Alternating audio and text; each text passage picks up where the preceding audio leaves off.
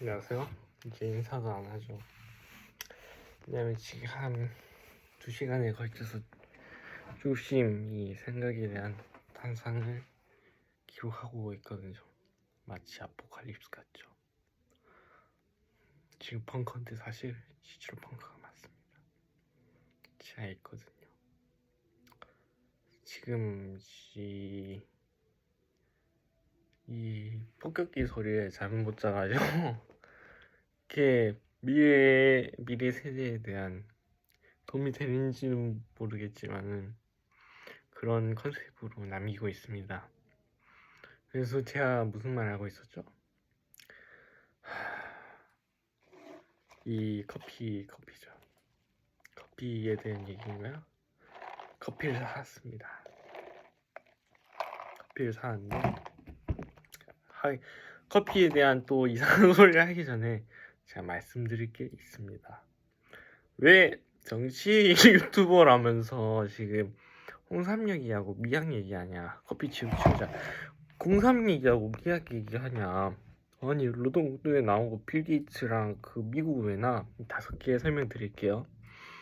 그리고 그래서 윤어게인은 도대체 언제 이 배너가 바뀔 수도 있는데 이 나름 이 윤어게인 유튜브입니다.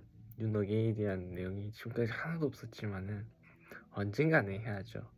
좀 구독자 어르면 하나요?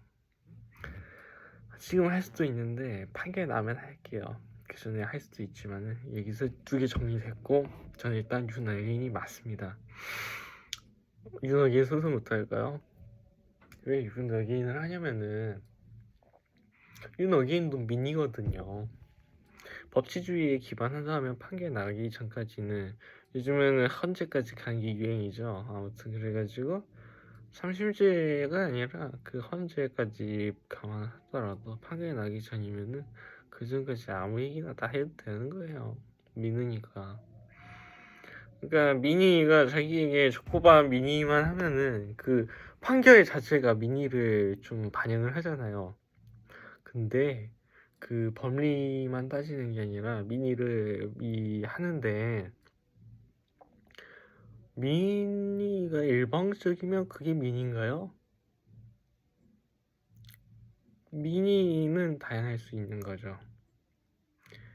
그러니까 그들의 논거 자체가 민의를 대변해가지고 윤석열 대통령을 좀 사형 구형시켜버려라. 국민적 정서가 사형이다. 근데 국민적 정서는 사형이 아닙니다. 저는 판결에 대한 그거는 주장하지 않습니다만 최소한 사형이 아니라는 건 알아요.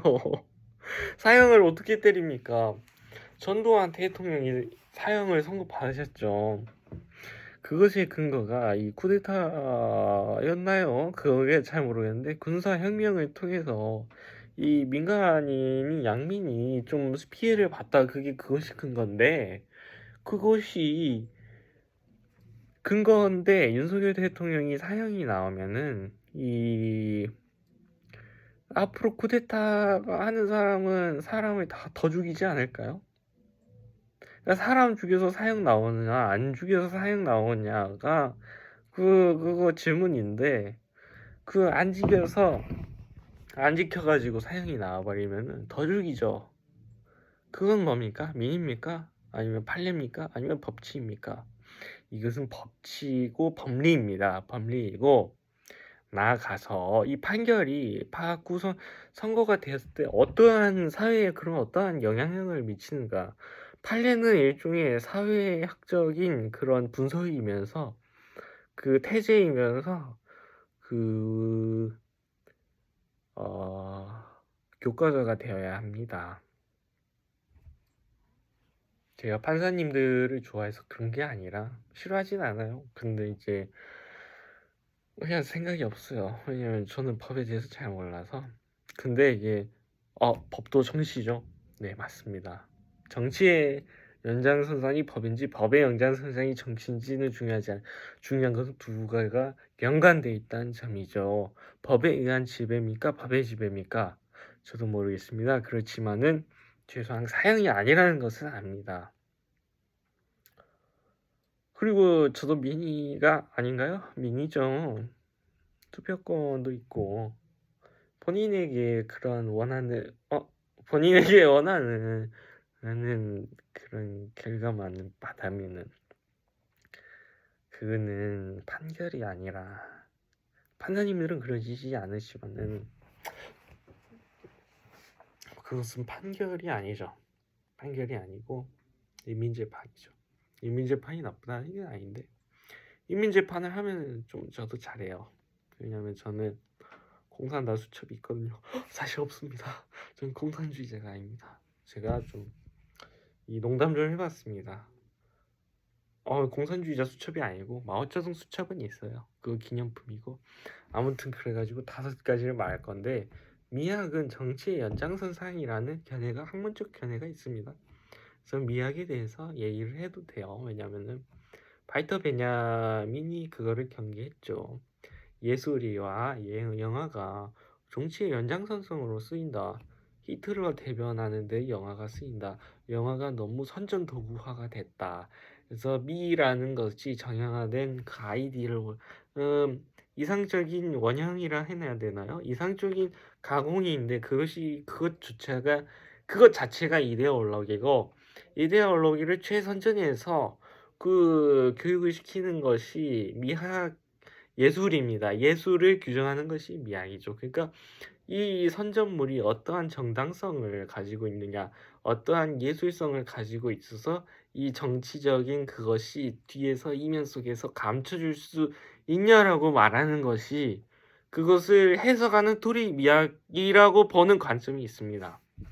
그래서 미학 얘기를 해도 됩니다. 그래서 진중권 그 교수님, 진중권 교수님은 그 정치를 하셔도 돼요. 근데 아니어도 해도 돼요. 뭐 대한민국 국민은 다 하라 그래요. 난 투표권이 있어요. 세금도 내고. 그러니까 자유민주주의 국가에서 미학자가 아니어도 모든 직업은 백수도 되나요? 백수도 가능할 수도 있죠. 모든 사람은 투표권이 있으면 정치인 될 수 있으면 정치에 대한 말할 권리가 있습니다. 그리고 모든 얘기에 대해서 말할 권리가 있죠. 근데 문제는 북한에서도 그런 미학적인 정의를 그렇게 정치 권력에 이용하는 활용할 수도 있죠. 활용하는 그런 집단에서도 미학자는 그 학문의 최선봉에서 선전을 담당하는 그런 직군입니다. 그렇다면 저는 이제 보시는 분한테 얘기하는 건데 여기에 이제 그 불평쟁이를 한번 놔둬볼게요. 자네는 공산주의자인가 자유주의자인가 위야 아래야 아무것도 아니야? 그러면은 말이야 자살하는 편이 좋지 않을까? 불평만 할 거면은 이제 북한 사람이 불평을 해요. 남한에. 그러면 네 나라가 아니야. 근데 이제 더 위로 올라가? 중국 이제 오지 말합니다. 갈 거면 진작에 옛날에 갔어야지. 지금까지 50년 동안 어라힐 때 안 오고 지금 이 개발되고 나서 저도 이제 가보겠습니다. 이런 기회주의자 같은 이래서 그 문화 대혁명이 일어난 거 아닙니까? 기회주의자들 좀 숙청하자. 이 기회주의자가 있죠. 그래가지고 그 사람들 어디 가야 될까요? 러시아 파병도 이제는 못 간대요. 어딜 가야 될까요? 여자면 뭐 화해 가겠지만 실언입니다. 그래가지고 남자면은 그냥 위에서 군인도 못할 텐데 어떡하지? 그러니까 남한으로 오는 거겠죠. 아니 오나? 그러니까 저는 정규 루트를 밟으신 분 말고 대한민국 국민으로 보호받는 분들 말고 다른 분들이 얘기하는 거예요. 그분들 저를 리스펙트합니다. 왜요? 세금을 내시잖아요. 근데 이제 그러면 그 북한에서 어디 가야 될까요? 제가 볼 때는 이민을 받아들이는 국가가 있습니까? 아프가니스탄이 있죠. 맞습니다. 아프가니스탄으로 가야 됩니다. 그래서 미학에 대한 이야기는 여기까지 하고, 홍삼은 이제 그 의학적인 거일 수도 있고 약학적인 거일 수도 있는데, 의사와 약사가 아닌데 말을 해도 되나요? 정치 유튜버가? 참 어려운 문제죠.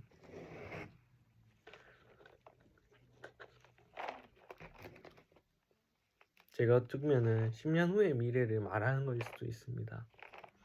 그러니까 전문가가 아니면 말을 하면 안 되고, 전문가면은 전문가 내에서 위계가 있고, 그게 사실 그 옛날에도 그랬거든요. 10년 전하고 20년 전에 그게 다 어떤 때냐면은 먹고 살기 힘들 때가 그랬죠. 지금 먹고 살기 좋죠. 근데 이제 앞으로 그러지 않을까 생각해요. 그러니까 발언권이 그 위기에서 나오고 공적인 인증에서 나왔는데, 그래서 서로 물고 뜯고 치고 하죠. 그래가지고 노무현 대통령이 그 말을 하죠. 너 애가 뭐야? 그게 왜 한 겁니까? 그 발언의 근거에 정당성이 없으니까 그 파법도 안 지키는데 가정교육을 어떻게 받았니? 라고 하는 그런 질문인데, 그러면은 그 발언의 근거가 가문에서 나와야 됩니까? 그거는 계급제 사회인데, 그러면은 가문에서 나오지 않는다면은 자신의 발언의 정당성을, 그러니까 비판을 하기 전에 자신이 무언가가 되라는 뜻인데, 이게 왜 그러냐면은 그 비판이 이성적이 않아서죠. 이성적이지 않아서서 그렇죠. 왜 이성적이지 않아서 그렇냐면은, 그게 생각을 해볼까요? 보통 기회주의자들이 비판을 하거든요. 그리고 비판을 할 수도 있습니다. 아니, 대학교 안 가도 비판할 수도 있죠. 요즘은 대학교 가도 비판을 못하게 하는데, 대학교 안 가도 비판을 해도 돼요. 비판 어떻게 하면 유튜브로 하죠. 유튜브로 해도 되고, 글로 해도 되고, 시위로 해도 되고. 그러면은 시위를 가면은 시위 내에 또 위계가 있을 거 아닙니다. 아닙니까? 그래가지고 내가 좀 그래가지고 진짜 시위를 열심히 하고 싶으면 1년 동안 좀 말을 따르고 그래야죠. 그러니까 이 비판이 이 내부의 자성을 위한 비판이면 모르겠거나 그냥 비평이면 모르겠는데, 저는 작가라 비평해도 돼요. 아무튼 나머지 분들은 잘 모르겠네요. 제가 유료 구독자면 그때 알려드릴게요. 그래가지고 비판이 있는데, 보통 이제 비판이 그게 아니죠. 그 답답해서 하는 비판하고, 그 그냥 조언을 하는 거하고.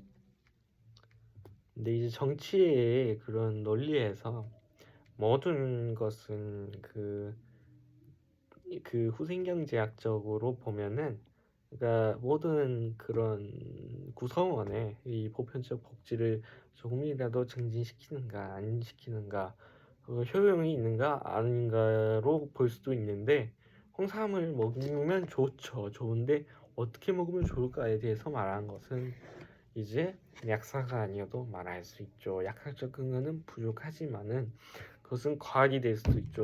과학 역시 정치일 수도 있습니다. 인민의 보편적 복지를 향상시키는 것이라면요. 그래가지고 결론은 말해도 됩니다. 왜냐면 저는 정치 유튜버니까요. 아니면 안 해도 말해도 되는데, 하지 말아요. 누가? 몰라요. 아무튼 그래가지고 그게 있고, 또 이제 그거죠. 5가지 있었는데, 홍삼, 미약, 그 다음에 뭐 있지? 이 일방향 소통이라는 게 그래서 안 좋습니다.